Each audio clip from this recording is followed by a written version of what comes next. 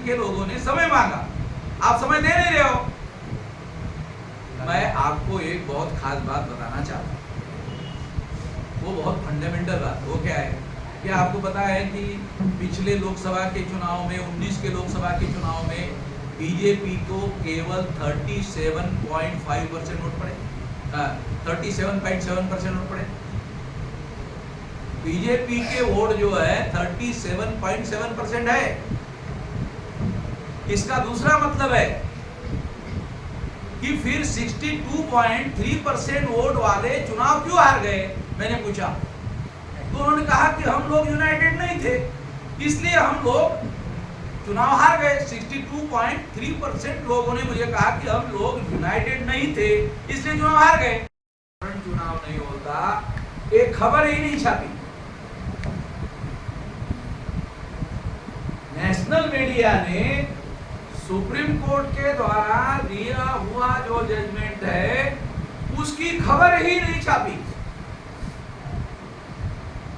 मैं दुख के साथ ये कहना चाहता हूं कि क्या नेशनल मीडिया एक खबर ना छापकर एंटी नेशनल मीडिया नहीं? ये राष्ट्र के हित की जो खबर है, जो सुप्रीम कोर्ट ने फैसला दिया था, वो खबर अगर सारे देश भर में छापी गई होती तो सारे देश के लोगों को मालूम हो गया होता कि ईवीएम मशीन के द्वारा फ्री, फेयर एंड ट्रांसपेरेंट चुनाव नहीं होता। आज देश में ईवीएम मशीन पर किसी का भी भरोसा नहीं है। वो किसको दिया? ईवीएम का भरोसा है, ईवीएम पर नहीं, बीजेपी पर है, ईवीएम पर नहीं। तो ईवीएम पर आज के तारीख में किसी का भी भरोसा नहीं है। इस चीज़ को उजागर किया था कि जिस किसी के भी पास में हैकिंग की अगर कोई तंत्रिक योजना है या कर सकता है तो वो आके करे, इस तरीके का उन्हें ओपन किया। तो उस समय किसी ने भी ईवीएम हैक हो सकता है करके साबित नहीं कर पाया। आपके पास झूठी खबर आई है, हमारे पास वीडियो रिकॉर्ड है सारे के सारे। हैदराबाद का क्या नाम उसका, हरि प्रसाद सारे मशीन लेकर गया था। हरि प्रसाद ने वो चुनाव आयोग ने वो मशीन दी उसको और उसको खोल के देखा। देखने के बाद मुझे तो लगता था कि एक हफ्ता लगेगा इसको हैक करने में, मैं घंटे भर में ही कर देता। ऐसा बयान देते ही चुनाव आयोग ने उससे मशीन ले ली। ये बताया, ये वीडियो मेरे पास है। आपके पास खबर आई है, वो मीडिया वालों ने वो खबर नहीं दी। जिन्होंने 8 अक्टूबर 2013 का सुप्रीम कोर्ट के जजमेंट की खबर नहीं छापी, उन्होंने ही आपको आधी खबर दी। ये हुआ, नाम के साथ बता रहा हूँ, हरि प्रसाद ने वो सब उधर गए थे। चुनाव आयोग ने जो चुनौती दिया था उसके सामने हुई थी बात, आमने सामने। ये सब हुआ, जो आप कह रहे हो वो गलत बात है। सरकार ईवीएम हटाना नहीं चाहती, चुनाव आयोग हटाना नहीं चाहता, कोर्ट इस संदर्भ में फेवरेबल नहीं, तो आगे क्या फिर? देखो, इसके विरोध में मेरा ये कहना है कि अगर सरकार के पास है नहीं ये अधिकार, ये सामान्य मामला नहीं है। 140 करोड़ जनसंख्या के लोकतंत्र के साथ में देशद्रोह का मामला है।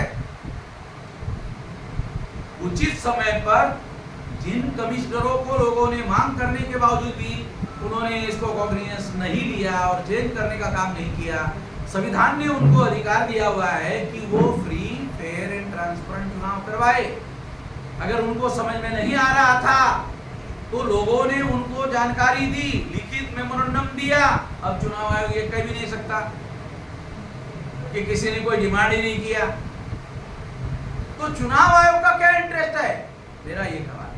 चुनाव आयोग को आपके द्वारा मेरा ये सवाल है, चुनाव आयोग का क्या इंटरेस्ट है? चुनाव आयोग को तो संविधान निर्माताओं ने जिम्मेदारी लगाई कि फ्री, फेयर एंड ट्रांसपेरेंट चुनाव करवाए। तो लोग कह रहे हैं ईवीएम मशीन पर हमारा भरोसा नहीं है, रखा गया है, उनके नियंत्रण में सत्ता आनी चाहिए। परिवर्तन का मूल सूत्र आपको बता रहा हूं।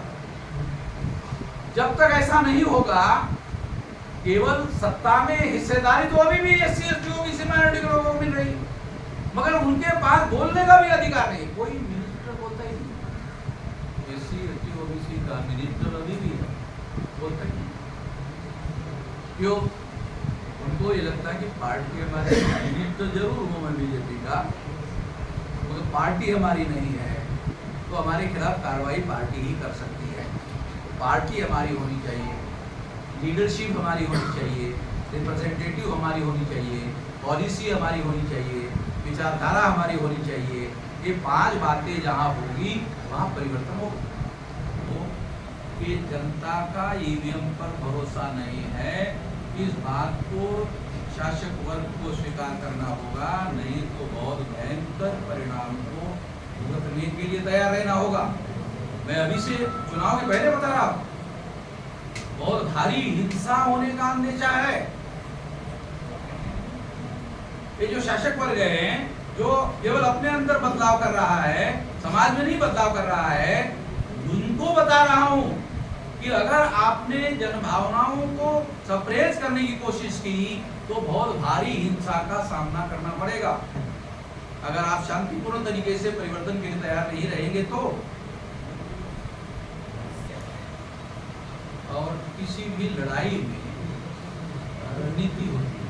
रणनीति 2 शब्द से बना हुआ एक शब्द, रण और नीति।